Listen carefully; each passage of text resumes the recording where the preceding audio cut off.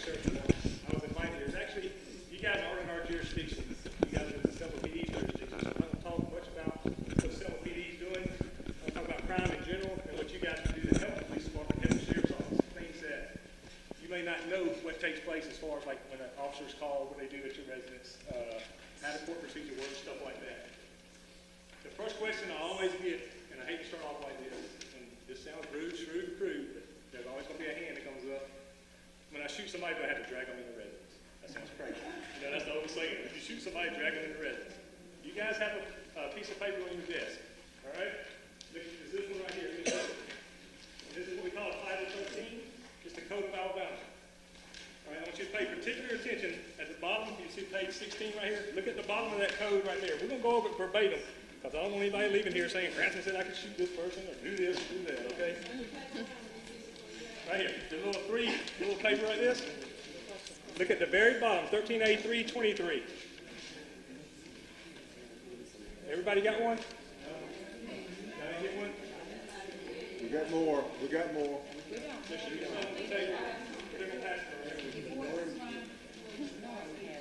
They're in the center of the table, y'all. Is this little one? Everybody always asks that question. We're going to get the bad stuff out of the way to start with. Everybody always asks that question. Guys, anytime I'm talking, y'all have a question or anything, just raise your hand. We're going to stop. Very informal, okay? We're going to stop and we're going to talk about it. All right.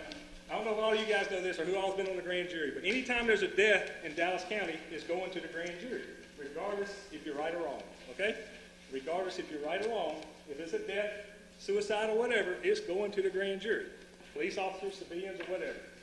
So basically what this code in a nutshell is saying, that you have a right to use deadly force if you see somebody else about to use deadly force on you or a third person. All right. They've also added, you know, this is stand your ground now. All right. And what stand your ground means, years ago, if you were the person that was being attacked, if there was an avenue of escape for you, it was your responsibility to get away from the threat. You had to actually leave the threat. Now it's stand your ground. You no longer have to leave the threat. And that's where the controversy comes in with this law right here. You have a right now to protect property. But look at the wording. Look what it says on number 2. Using or about to use physical force against an occupant of a dwelling while committing or attempt to commit a burglary of such dwelling. How in the world do you know what somebody's about to do? Yeah. I mean, seriously, how do you know what somebody's about to do? Let me give you a prime example. All of you guys have been sitting at home 8:30, 9 o'clock, watching your television. You get a knock at the door, or a doorbell rings. You got this 20-year-old, 21, 22-year-old kid selling you vacuum cleaners. All right? You want to be John Wayne or whatever, and you answer that door with a gun. You see him with a vacuum cleaner hose you think is a gun. You shoot that kid, you're going to grand jury. Guess what? You better order you some cigarettes, because you're going to be in jail a long time. All right? How can you assimilate what you think somebody's about to do? I mean, if you look out your window and he's got a big shotgun and burglary tools, yeah, you know what he's about to do. But is he about to break in your house or break into your car? All right, and it says you can protect property. All right, that goes for a shed, storage shed. All right, the most expensive thing I have in my storage shed, and some of you guys may have more expensive stuff than that, probably a $200 weed eater. Is that really worth killing somebody over? A $200 weed eater? It's something you got to think about. Now, if they break into your house and your wife's in there, your daughter's in there, sure, you shouldn't have no problem. But guys, be careful. I mean, people are carrying guns everywhere, in churches. I do a lot of churches now. People are carrying guns everywhere, and it's going to happen. But be careful when you start protecting property or thinking about what somebody's about to do. I wish I had that crystal ball what somebody was about to do. We wouldn't have crime. All right? But be careful. And I was just telling you what the law is now. That's what stand your ground is in a nutshell. If somebody's coming at you, you no longer have to retreat. You can stand your ground. Have we had a case in Dallas County yet? No. We got one coming. It's going to be stand your ground. But we haven't had a case in Dallas County to see how it's going to turn out. But it's going all over the United States. So what happens when you call the police? What can you do to help the Selma PD when they come to your jurisdiction? All right, let me tell you the laws of arrest. It's nothing that we came up with. It's nothing that the police chief, the sheriff, or anybody's come up with. But what it says, and I want to explain it to you, it's a bunch of mumble jargon. But what it says is a peace officer, which is a law enforcement officer, may arrest in obedience to a warrant or without a warrant a person who commits a public offense in his presence or threatens a breach of peace in his presence, or when a felony has been committed, though not in his presence, he has probable cause to believe that person committed that felony. So what does all that mess mean? I know we got some attorneys in here. They're going to tell you a bunch of different jumbo stuff. What it means is if an officer does not witness a misdemeanor, he can't make arrest.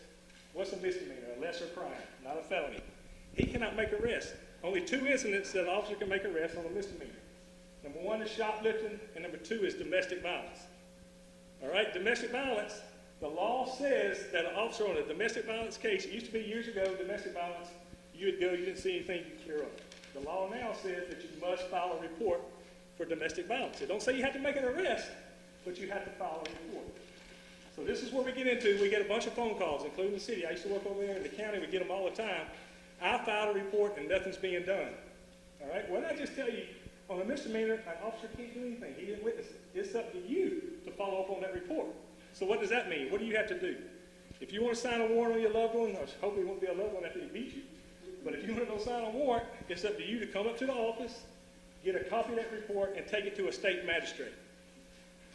It's pretty simple to do. You go up to the front desk at the police department, and I'm sure the police representative will tell you their procedures, but you go and get a copy of the report, you take it to the magistrate and swear out a warrant. I'm not going to get into the court procedure after that. But that's what happens. You get a court advocate to help you through the process. Okay, what happens in that report if nothing's done? It's filed away. I'm going to be honest with you. It is filed away. You have up to 1 year to follow up on that report. But let me tell you this. If you wait a whole 3 or 4 months on a domestic violence case, we're talking about 2 week in arrest for, you know how good your case is going to be? Not too good. You go in front of a judge and you say, oh, I'm scared. He beat me. But you know what? You've been sleeping in the same house with him, same bed with him. You've been going to church with him. You've been going shopping with him or her. What does that make your case look like? Are you really that scared? Guys, follow up on your cases. It's very, very important. You have to follow up on your cases. If you don't follow up on your case, nothing's going to happen. Now, if it's a felony, an officer goes there, and if it's a felony, say the subject has a knife, a deadly weapon or something, and cuts someone, and there's evidence there, the officer sees that. The officer can arrest that subject on the spot. All right, that's a felony. He can arrest that subject on the spot. All right, if it's a misdemeanor and that subject's gone, remember, you got to go file a report. All right, what happens after you do the felony? It's going to help police guys. If you don't show up for court, usually, it used to be you didn't get any chances. Now these judges are giving people 2 and 3 chances to show up for court before they throw the case out. But if you don't show up for court, that case is gone. That case is gone. It's going to be flushed down the drain, gone, if you don't show up for court. It's up to you to follow up. So a lot of people are calling, we're just trying to get that gray area out of the way. All right, another thing that can help. Let me show you this gun law right here. And this is just an example of one. You guys have a little book that has the gun law and you can see it numbers. Guys, one of our biggest problems within the city and the county is burglaries. And nobody, I don't say nobody, but a majority of the people, including myself, my house was broken into, and like a dummy, I should have known better, I didn't. We don't have serial numbers written down, all right? I don't care about a model number, a Remington 1100 shotgun. You know how many of those are in Selma? 10,000 of them, all right? Don't tell me it was brown and had a scope on it. You know how many of those are? Probably 9,000. I'm not exaggerating, I probably have over 10,000 guns at the sheriff's office that I can't get back.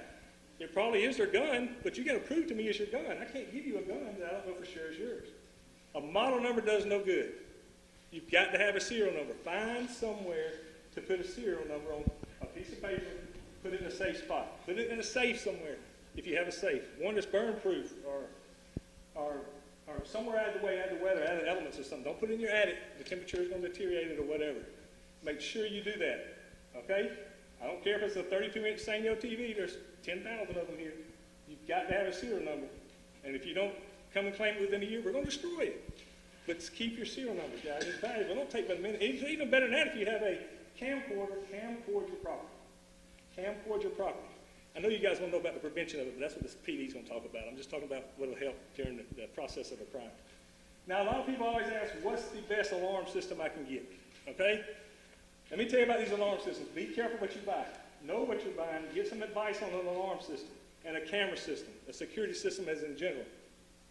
You don't have to go spend $10,000 on an alarm system, guys. You can get a nice alarm system and a camera system for less than $600 or $700 all day long. Infrared cameras, everything.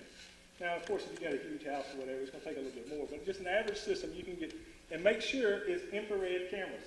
A lot of people go out and buy these fancy cameras. You know, they take beautiful pictures during the day, but at night they're not looking for it. I can't see my hand because there's no light for them. Make sure they have a light source in the infrared. Now, an alarm system is very, very important, guys.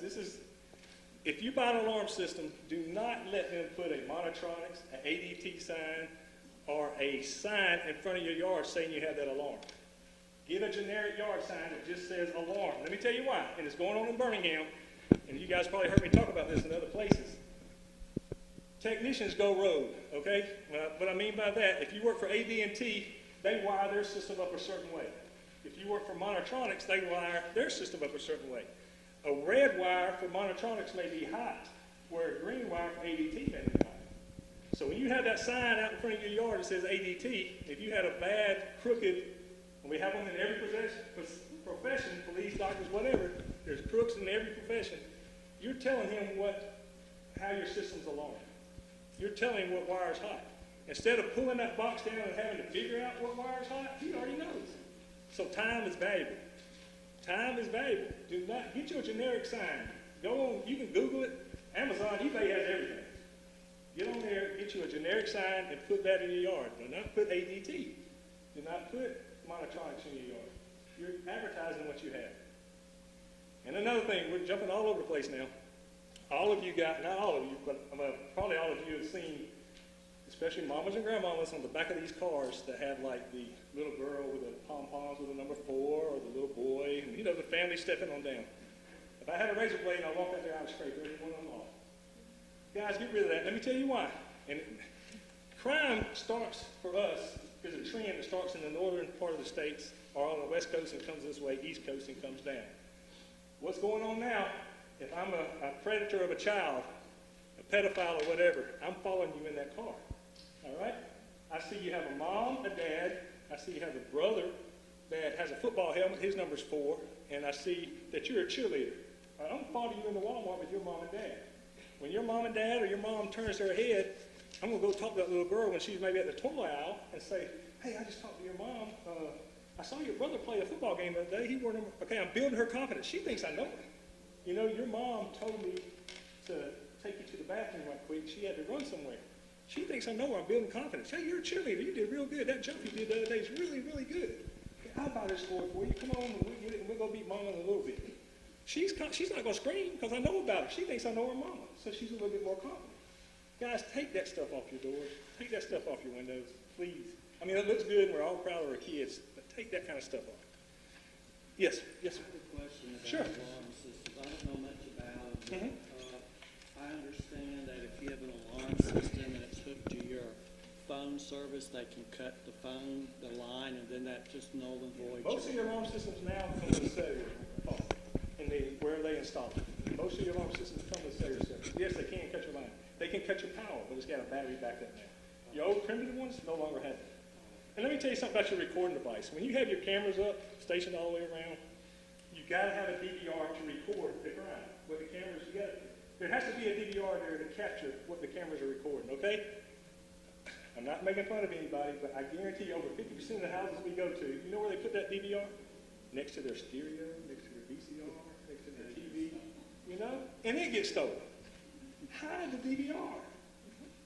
I mean, guys, it's common sense. I think I gave you guys a pamphlet. Safety is common sense. But they'll put it in their stereo rack. They're getting there to get electronics, your TVs, so they steal the DVR device. Put a good place like I did mine. I have a safe. I drill a hole in top, put it in the top shelf of my safe. Nobody can get to it. Be careful in the summertime where you have your safe in. So most of the houses now, an attic's a good place. They have vents. Hide in the attic. They're not going to get it for the attic, guys. They're getting in. They're getting out. Attic stuff is no good. You're not using it. It's very rare they break into an attic. But make sure you just do the small things. And we're going to give just a little shopping stuff. It's getting close to the holiday season. When you guys buy these big box items, these big 72-inch TVs and stuff, and you take it out of the cardboard box, don't put that box on the side of the street. You're letting everybody in the world know that you got a 70-inch TV. Yep. So these crooks are riding up and down the road. They see what you have for Christmas. And they're going to go in your house. They're going to go in your house. Y'all got any questions? I'm not going to take up everybody's time. I'm sorry, I'm probably over now. But anybody have any questions about anything? How do you know if people are spending things out? It's what you guys are doing now, neighbors. Now, let me tell you something.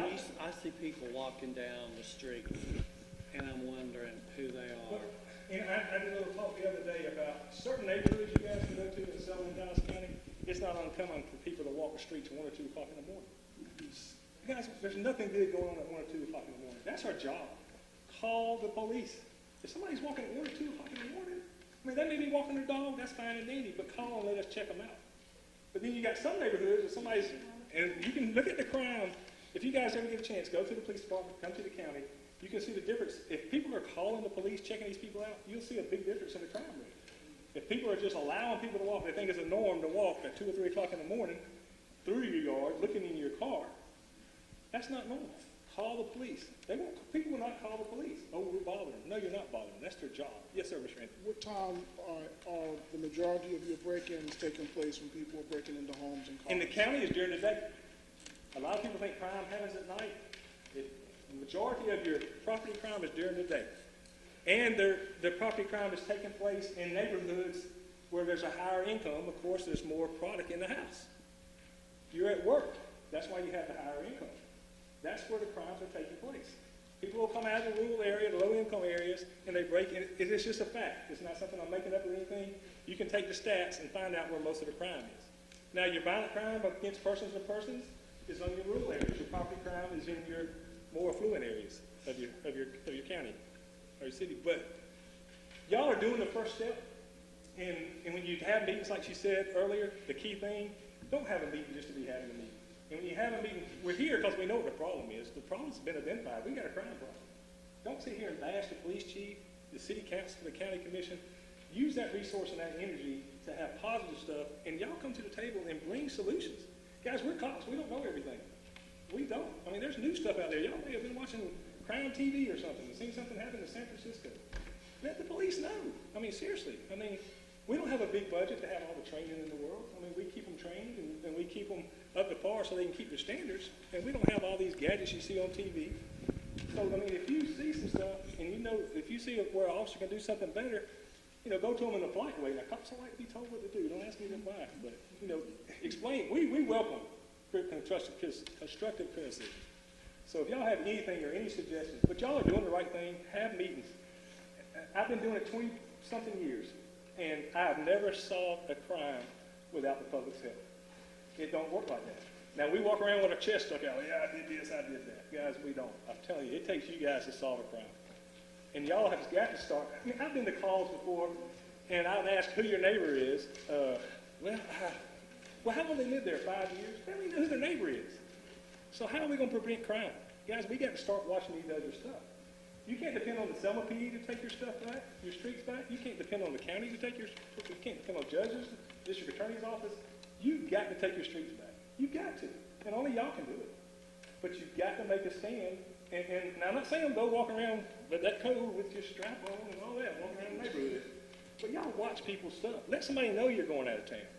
And during the holidays, if you're going out of town and you live in the county, and I'm sure the city provides the same service, call so we can put you on extra patrol. Call, and we'll put your house on extra patrol in the county. I'm sure the city will do the same thing. If they're overwhelmed, call us. We'll do it.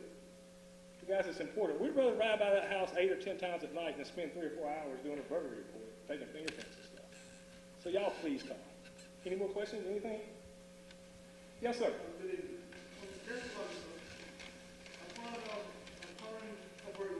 Yes, sir. I would like to know why don't the police officer takes fingerprints? All right, let me tell you the reason why. All right, if guns and stuff are stolen, okay, the state has cut back. I wish this was attorney too. He could tell you. His staff has been cut so much. Now, he has nothing to do with the fingerprint process, but I'm telling you what the state's done. I'm not making excuses for any officers or anything. They have cut back so much as far as funds. I shouldn't tell this, but if a B&E of a car, and we're going to get back to the burglary thing, they will not take a fingerprint. If somebody's not, when I say they, I mean the state labs.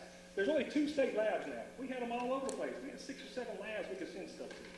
All right? For instance, we had a dog today that was shot right here with an arrow. And it was running around, and the canine officer brought the arrow. The dog lived. They pulled the arrow out. The dog lived. Easy fingerprints. The lab won't take it. It wasn't a death involved, or it wasn't, guns, or, $30,000 worth. A lot of times they won't take fingerprints. Now, let me tell you this. Fingerprints aren't like you see on TV. All of you guys are teachers or had your fingerprints done to keep your certification or what have you. We can roll them in ink and roll them, and they'll still send them back. It's not like you see on TV. There's probably 1 out of I don't know the stat. There's less than over 100 that come back that you can actually read on fingerprints. In a burglary, it's hard to do fingerprints because you can go to my house. There's dust everywhere in the house.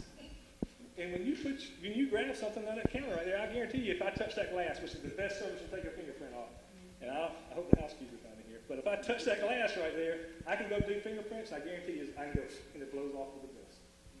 So fingerprints aren't like you see on TV. I mean, it don't work like that. That you get a case. Let me give you an example of how bad the labs are right now. If I make a marijuana bust and I confiscate marijuana and I get a marijuana cigarette, I know what marijuana is. I know what it smells like. I've seen it 1,000 times. It takes over 9 months to get that marijuana cigarette back. And everybody wants to blame the DA or the judges for the courts being backlogged. It's not always their fault. It takes 9 months to get that joint back so I can prosecute somebody for a marijuana cigarette. You know what? And a lot of times, the statute of limitations runs out on the case before I get my evidence back. But everybody wants to point fingers at this person, this person, this person, instead of coming up with some solutions. Yes, sir? You don't have narco field tests? So you can get a determination? Well, we can, but that only lets us know. We have to actually have a lab test. We got kits. Say, for instance, we get crack cocaine. We got a vial, we break open, stick it in there, shake it up, it turns blue, it lets us know it's cocaine. That gives us probable cause to make the arrest. But we have to have a doctor to tell us it's before we can go to trial. Guys, I mean, we got the best system. It's broken, don't get me wrong, but we got the best criminal justice system in the world. But it's broken. It is broken. And TV is the worst thing that has happened to policing. Everybody thinks you can commit a crime, collect evidence, solve it in 30 minutes. It don't work like that. I've got some people in jail. I've got some murderers in jail. We got over 40 people in jail right now in Dallas County for murder. That's how backlogged our court system is. It's not a particular judge's fault. It's not a particular DA's fault. Yeah, it takes time for evidence, the psychological evaluation, and these defense attorneys, they will prolong stuff, and that way, when somebody commits a crime and you get sent off to prison, you know what? You get sent way up north. You're away from your family. So the longer a defense attorney can keep you here, they're going to have visits with the family. They're going to have everything. So, I mean, that's just one thing they do. They prolong these cases. But everybody wants to say it's the court system's fault. It's not always the court system's fault. A lot of times it's the defense attorney's fault. You know, what happened to a fair, speedy trial? Fast, fair, and speedy trial. That's out of the book. I got some murders on the book that's over 5 years old that has not been to court yet. But we're paying for them. We're feeding them every day. I'm sorry, we're all just we're trying to make the house safe. Any more questions? Anything? Thank y'all. Yes, yes, ma'am.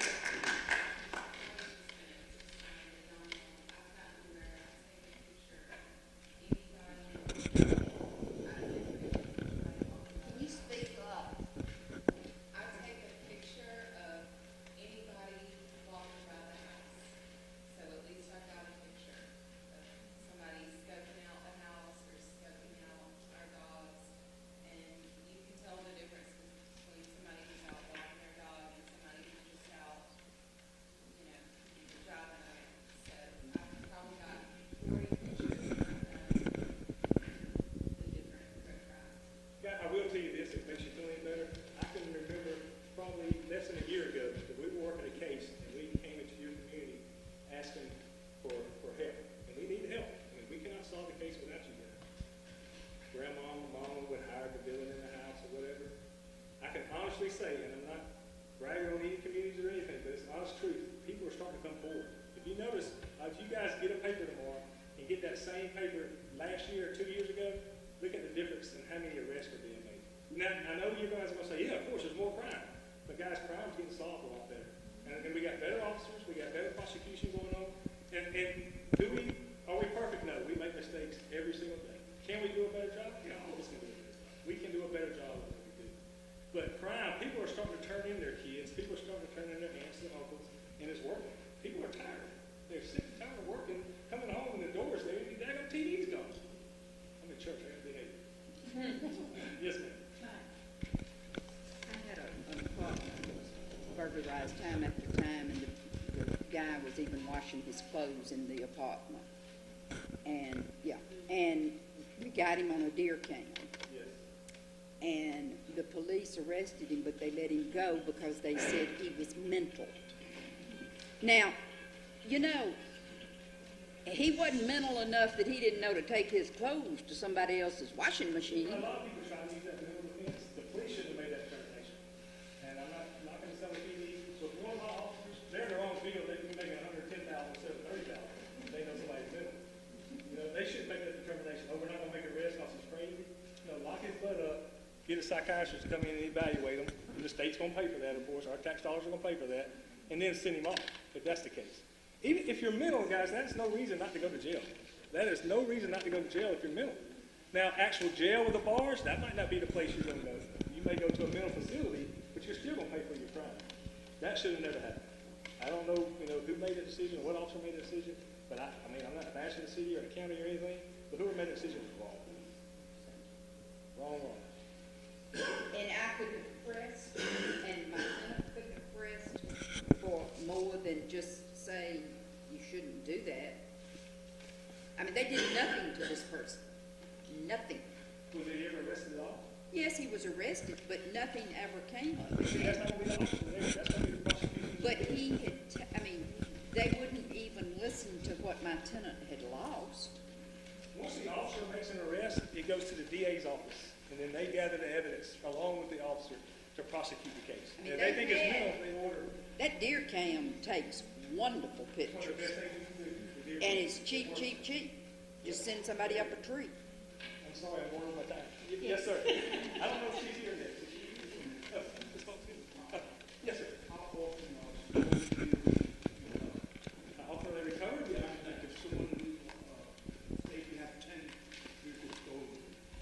I can't speak for the city, but for the county.